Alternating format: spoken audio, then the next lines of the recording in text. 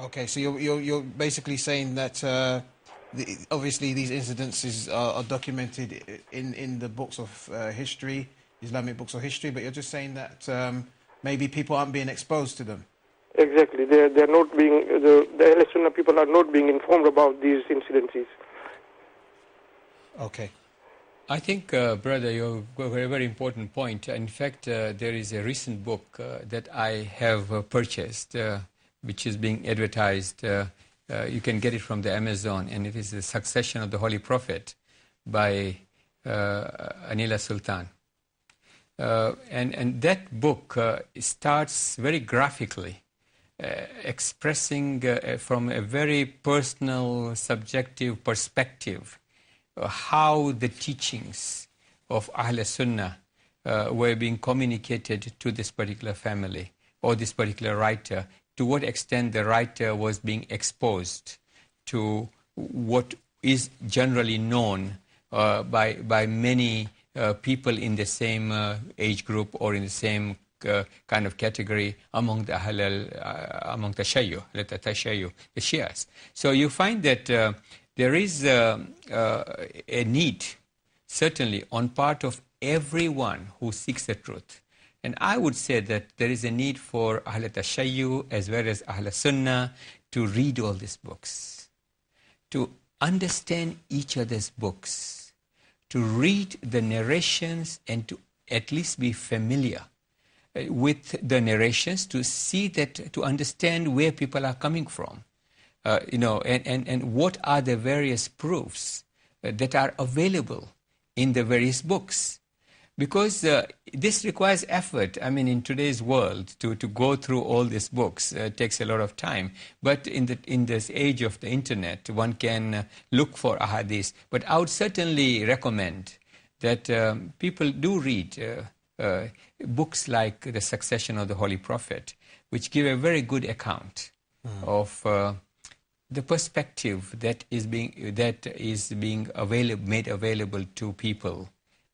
And how people have had to make specific efforts to do personal research. So just to clear that up, this book is by Anila Sultan. Yeah. What she's from a Ahl Sunnah background, and she has done some research, and she has become Shia. Okay. There's also another good book. I'm sure you've read it yourself by Wilfred Madilung, which I think is called The Succession. Yes. Succession to Mohammed, I think it's called as well. It's a very good book because it's very academic, and obviously he takes a non-biased view and just, does or embarks on an investigation of exactly what took place. So I think that would be a good recommendation as well. What I found very interesting about the book, The Succession of the Holy Prophet, was that it gave me a very good understanding of what I would have regarded myself as being fairly clear and well familiar.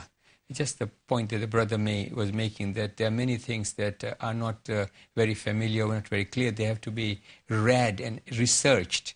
And, the perspectives that people get when they are young, say a child who goes to a madrasa, Ahl Tashayyu madrasa and Ahl Sunnah madrasa, sure, those perspectives are very, very different. Definitely. And when you then start correlating it, and say, okay, what are the various materials that are available in the books of Ahl Tashayyu and the books of Ahl Sunnah, then we actually get to understand each other's views, sure, to understand where people are coming from, and to have some basis to actually talk about these things, because there are many, many clear proofs, sure, which are documented. I think that's an important point as well before we carry on, because sometimes followers of the Ahlul Bayt get very frustrated if a brother from another school doesn't understand the status. I'm not saying our understanding of the status, but understands their true status of the Ahlul Bayt alayhim salam. They don't get it why somebody wouldn't necessarily understand when you present who Imam Ali alayhi salam is to them. But as you say, if you've grown up your whole life, you've heard very little or virtually nothing about personalities, and you've been told so many great things about other personalities, you can't expect somebody to just, jump over to your side of the fence overnight. Absolutely. And I think it does require more discussion. I think we need to discuss. There are some seminars that I heard, I myself know of, which have taken place in Islamic centers, where they seek to kind of present the various schools of thought and the various ideas on specific subjects coming from various schools of thought, so that one gets a complete view of the Ahl Tashayyu side of things as well as Ahl Sunnah side of things. Sure. And then one is able to clarify based on knowledge, sure, based on other people's understandings, and in fact point to people where they can actually get this material, where they can read about some of these things, sure, that they will find edifying. But what I don't want to take us too far off topic, but just very quickly, what about the viewpoint of some Muslims who say, well, you shouldn't really discuss with the followers of the Ahlul Bayt? I mean, I remember one convert recently was told, because this convert became a follower of the Ahlul Bayt, and was approached by some other Muslims, and they said, well, you might as well just have stayed a Christian. Why convert to Shiism or follow the Ahlul Bayt? You should have just stayed. And of course, you know all the stuff about don't speak to them, just stay away from them because whatever will happen. So how are we going to have dialogue if some people consider us to be not even worthy of being spoken to? Yeah, I think it's important to identify those people who in fact are interested in an evidential, historical, narration-based, source-based approach. I think to say I believe and you believe is fine, but that doesn't get us much further, because you don't really manage to make much progress in explaining anything to people by simply saying, I believe. Maybe you can explain the logical proofs for it, but if you are seeking to look at the corpus of a hadith that is already available among the Ahl Sunnah and among the Ahl Shia, and then to say, okay, we will, kind of look at that, discuss it. We can only do that on the basis with people who actually are interested on that approach. And if people take the approach that, look, don't talk to Ahl Tashayyu at all because it's not worthwhile, then I think they've given up, sure, so to speak, totally before the starting. But if there are people who are prepared to say, okay, what am I prepared to question and try to understand a little bit of what I have been following or sure, believing sure, or thinking so far, and look at least some of the arguments. I mean, the argument that if none of the prophets were appointed by people, then what is the basis for suddenly the Holy Prophet leaving a huge lacuna? And he is Rahmatul lil Alameen. He is the leader of all the prophets. He is the greatest of all the prophets. He was the one who left this lacuna among people. So there was a situation of, a crisis that people had to look and get together in Saqifa and actually choose someone to be the successor of this holy personality. Just think, why should this have happened? Okay, let's look at the evidence now. What happened? Is there a basis for what we are saying? So we're trying to provoke people to think. Exactly. Okay, thank you. I think we've got one of our callers who wanted to return to make another comment. Assalamu alaikum. Wa alaikum salam. Carry on with what Sheikh is just saying. We do a lot of interfaith forums with different religions. I think it's time we should start with Al-Sunnah as well and try and clarify all these misunderstandings that we got. Okay, so interfaith dialogue. Yep. Yes, with Al-Sunnah as well as with other religions. Okay. Thank you very much. The one bugbear I have with intrafaith dialogue is that sometimes people can lose the bigger picture. And what I mean by this is in the sense of, well, I mean, it's all well and good, and of course we need to have a comprehensive understanding of what true Islam really is. But when I say the bigger picture, I mean, well, we live in the UK, majority of people are either Christian or nowadays atheists or at least agnostics.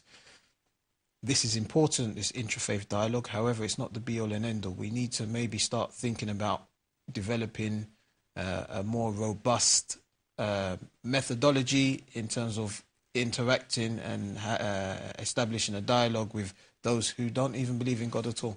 That's right.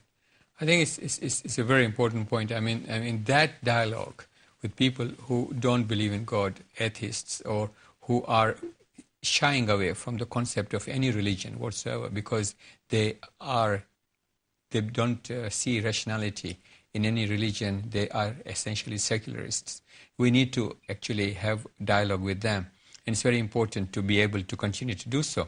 And but I thought what the brother that just mentioned, I think is a very important point. If you look at historically, if the interaction in the subcontinent has been on the basis of mutual hatred between Ahl Tashayyu and Ahl Sunnah, if it has been on the basis of calling names or abusing each other. So this is a two-way process. You do it, they do it, everyone does it, so it doesn't really help.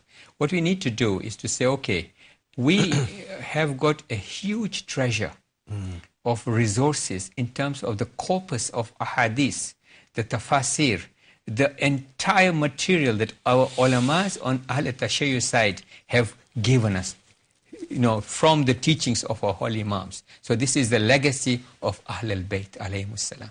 We have it. Yes. Okay, now we want to not only keep it to ourselves. Sure. We want to make it public. We want everyone to have access to it. We want everyone to have heard it, to have become familiar with it, so that they at least have access and recourse to it in order to see whether they can start thinking about some of these issues, which are making humanity, we are provoking humanity to think generally. So that is the kind of approach. If we were to take the approach that we have a huge legacy of the treasures that Ahl al-Bayt alayhimus salam left with us. And we have also an alternative corpus which is being utilized by our brothers, Ahl Sunnah. So we have to start saying, okay, we have this, you have that. Let us start discussing on the basis of authenticities, on the basis of probabilities, on the basis of contradictions between ahadith and Quran, on the basis of historical facts, on the basis of pure logic. Let's start thinking, so at least people start not getting buried in doctrinal narrowness, narrow-mindedness. They say, no, we are Ahl Sunnah and we'll not talk to Ahl Tashayyu and we don't want to know anything more about them. We are not taking this approach with the Christians. We are not taking this approach with the Jews. We are now becoming, interfaith oriented. We are now taking the approach of the Holy Prophet, alayhimus salam, that he took when he sent the emissaries all over to lands that were not Muslims and tell them that this is the message of Allah subhanahu wa ta'ala. So we are taking this approach. We should certainly include the other non-Muslims. We have had a beautiful book by Anita Rai, who converted to Shiaism. She wrote a book about Imam Ali alayhi salam, which is such an emotional testimony to her love for Imam Ali alayhi salam. I mean, these are our treasures. Our imams are our treasures, but we should not hide them within ourselves. We should not keep them within our mosques. We should not keep them within our narrow confines of our centers. We should publish them, publicize them. They are for everyone. They are rahmatul lil alameen. Okay, thank you very much. We have another caller. So we'll take the comment or question, and then we need to go to a break. So I'll have to ask you to respond after the advertisements, inshallah. Inshallah. Assalamu alaikum. Wa alaikum salam wa rahmatullahi wa barakatuh. Barakallahu fikum. Thank you for letting the sister at the beginning of the show finishing her question. And one of her question was, do you think that if Ali ibn Abi Talib alayhi salam was become the first Khalifa, would it have been any different? I think no. Ali ibn Abi Talib would have done exactly what Abu Bakr Siddiq did, and that's what he was trying to do as well in his time when he didn't let al-Baghi Muawiyah do what he's like, what he likes, and he went there to fight him, and he didn't just let him go. Like same Abu Bakr Siddiq as well when he was al-Hurub al-Radda. people tell him not to fight, but he said, no, I will fight them. I will do exactly what Rasulullah would have done, and that's what Ali have done. And this all four people, to me, they are all just the same. Like even when